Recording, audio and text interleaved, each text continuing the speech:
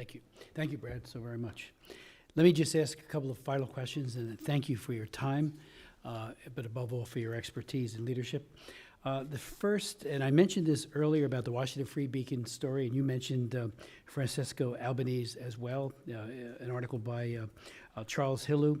And he points out, I should say, that this Special Rapporteur for Palestinian Territories has said Israel has no right to self-defense, and talks about how it's contrary to Article 51. It doesn't include the right to defend itself against Hamas.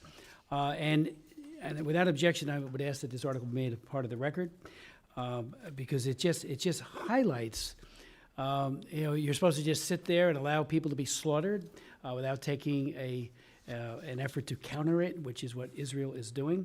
So I'm wondering how all three of you might respond to Albanese's, what I think is a very, very horrible statement that she has made. Secondly, I remember when Yasser Arafat was discovered that he had hoarded all kinds of finances, monies. The IMF even found that he had $900 million that had been donated.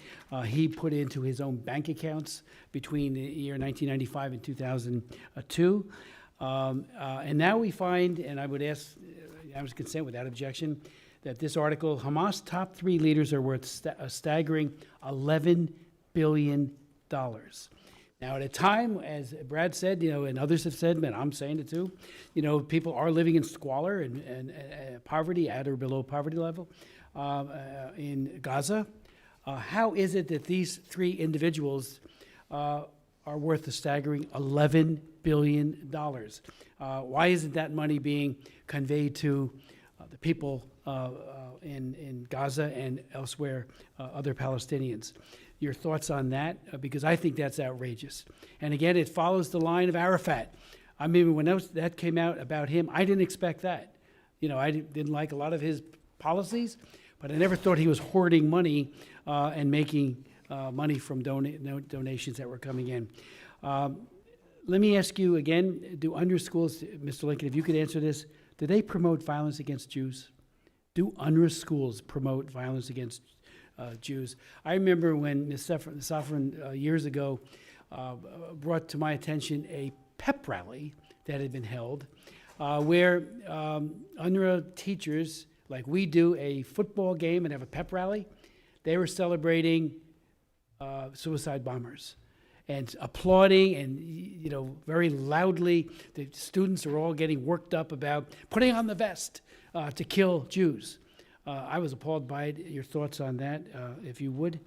And then finally, I'm going to request another GAO report. And I know we'll get a number of members in a bipartisan way to join me in it. There was one done in 2018, 2019. It did not get to the point. State kept information that they did not share about the textbooks, for example. And that was disappointing. I think there has to be absolute transparency, even what our own government in the United States knows about this. But even in the UN, there was concerns about what was raised as well. So we'll be asking for that. And I do want to, again, thank, I only did it very quickly before. I'm the author of the bill that established the H.R. 221, the Special Envoy for Combating Anti-Semitism. Deborah Lipstadt now is a leader as the ambassador at large. But Rob Davidson, who's sitting right there, that bill with 87 co-sponsors, and Brad, who just left, was one of the co-sponsors as well, that languished for almost 2 years in the Senate. We could not get it out. He got it out, so I want to thank him publicly at this hearing for doing that, because I was frustrated. We all were, all the co-sponsors beyond words, that it was being held up in the Senate. So thank you, Rob, for doing that. But on those questions, if you could. Yes, Mr. Lincoln. Thank you again. Thank you, Mr. Chairman.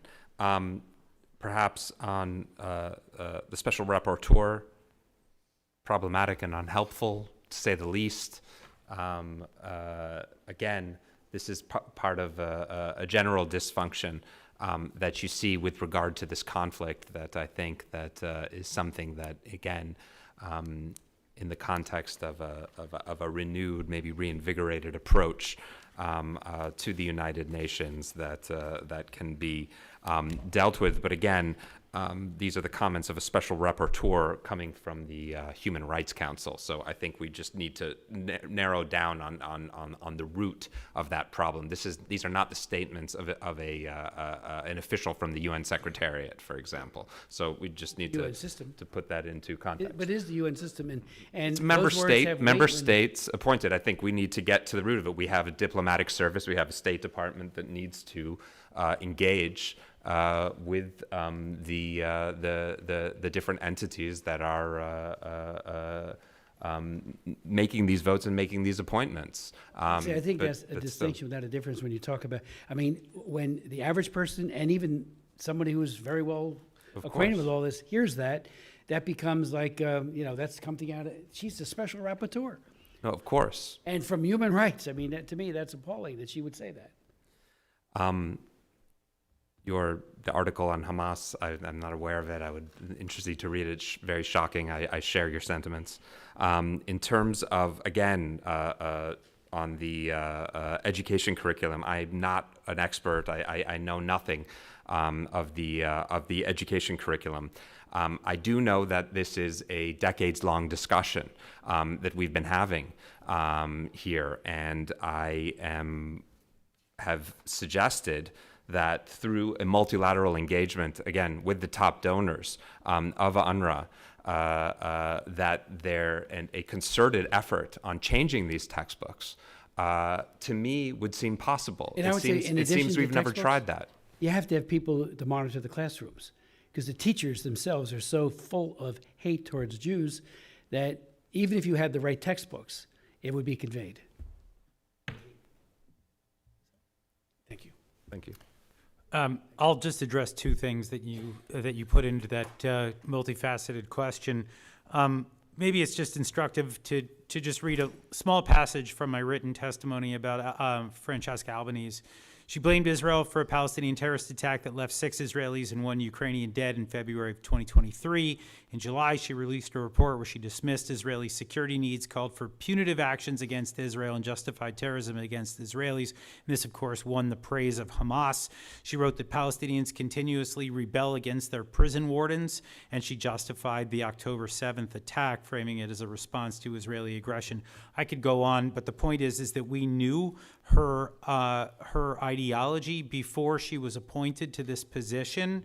And she has said back in 2014 that she believed that the United States was, quote, subjugated by the Jewish lobby, end quote. This is the person that was just named and is in this position of power. She needs to be removed. And I think, yes, 100%, there's no reason to keep her. I don't care what the process was of getting her into that chair. She needs to be moved out of it. Now, as for the $11 billion, I've seen a lot of reports on this. I'm a former terrorism finance tracker. That number has gone up significantly over the years. For a while, it was at the tens of millions, and then it was hundreds of millions, and now we're up to billions. The key to all of that, if you want to know how these guys even maintain bank accounts, they live in Qatar, a major non-NATO ally that has a huge amount of lobby power that they deploy here on Capitol Hill. The Qataris have been exposed during this most recent conflict. We can see them for exactly who they are. They try to play arsonist and firefighter. They host a large headquarters of Hamas in their country, and now they're trying to work with the United States and use their good offices to try to get the hostages released. I don't buy it for a minute. They are part of the Hamas axis, and they need to be called out. I would even suggest here that they be stripped of their major non-NATO ally status here in the United States. Thank you, Mr. Chairman. Concerning Francesca Albanese, I certainly agree that she needs to be removed. She is in violation of the UN Human Rights Council's own code of conduct regarding special rapporteurs. They're meant to be impartial and objective, and she is nothing of the sort. She's even acknowledged it at various points. Now, it was said by my colleague on the panel that she's not a member of the Secretariat. She's appointed by the Council. And that may be true. Certainly, I believe she should be removed. But the problem that she demonstrates is also found, regrettably, within the Secretariat itself. I mentioned in my remarks the case of Craig Mohiber, who is based in New York, but had been previously in Geneva and previously also worked for the Secretariat in Gaza. He's someone on his social media accounts who was supposed to be a neutral UN official. That's his solemn commitment. Repeatedly accused Israel of apartheid, genocide, ethnic cleansing, you name it, portrayed Israel as evil. He was a leading member of the UN Secretariat in New York. And in addition, I would say that in the current conflict, we're seeing members of the Secretariat based in East Jerusalem, based in Gaza, who are extremely partisan. I've spoken with members of UN Secretariat who are appalled to see how many of their colleagues are not neutral in the slightest, people who've been in other duty stations who did not see the same kind of levels of partisanship, and that is something that needs to be investigated. Finally, I would say that, UN officials, regarding whether Israel has the right to self-defense, Albanese said Israel does not have the right to self-defense. We've seen repeatedly how certain UN officials have created a separate interpretation of international law for Israel. There's international law, how it works for the world and then for Israel. And the notion that Israel does not have a right to defend itself from a Hamas massacre of thousands of its own people is absurd. And likewise, we saw for many years that after Israel left, Israel took out every one of its soldiers, every one of its civilians from Gaza. They were still accused of occupying Gaza, which again is absurd. This happened in no other place in the world. So there's like a special international law that's used just to target Israel. And we've seen UN officials recently, the Secretary General, it is true that he has spoken out on the hostages, but if you look at his statements that are seen by millions, on his tweets, on his Instagram posts, his social media, the vast majority, if not all of them, are focused on Palestinian suffering, where Israel is blamed expressly or by implication. The statements about the hostages, which he has made, do not get by far equal amount of prominence. It's not where his emotional energy is invested. And what we do see is that UN officials have repeatedly said, yes, 1,400 people were massacred by Hamas, but now thousands of Palestinians are killed. And that argument was made before. It was made actually in the Nuremberg trials, when the Einsatzgruppen, the Nazi death squads that moved around in Europe and killed 1 million Jews and 1 million others, when they were brought to justice at Nuremberg, they said one of their arguments was the Dresden defense. Say, yes, we may have done these killings, but you, the Allies, you killed civilians when you bombed Dresden and other cities. And that was wholly rejected by the Nuremberg court. The notion that, which this Nazi defendant was trying to make, that the deliberate and purposeful killing of civilians was equal to the taking of civilian lives that is undesired, unintended, and unavoidable, was absolutely rejected. Those are completely two different things. And that is the essence of civilization, is to distinguish between those two. And sadly, at the United Nations, we are seeing this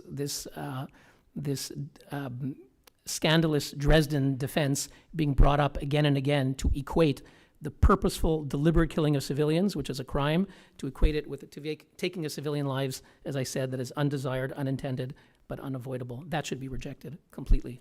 Thank you very much. Just one final question to you, Mr. Lincoln. You heard Dr. Schanzer and Hillel Nur say that Francesco Albanese ought to be fired. Do you agree? As I said, I found her statements deeply problematic, and so if this was again, it comes to the question of accountability. So I don't even know how you go about firing. You would have to ask the Human Rights Council to do that. But if you had the ability to do if I had the ability, yes, absolutely. Thank you so I would. much. Anything else you'd like to add before we close? Thank you so very, very much. And thank you for this time commitment you've given, which you do all the time, but for the sake of our subcommittee.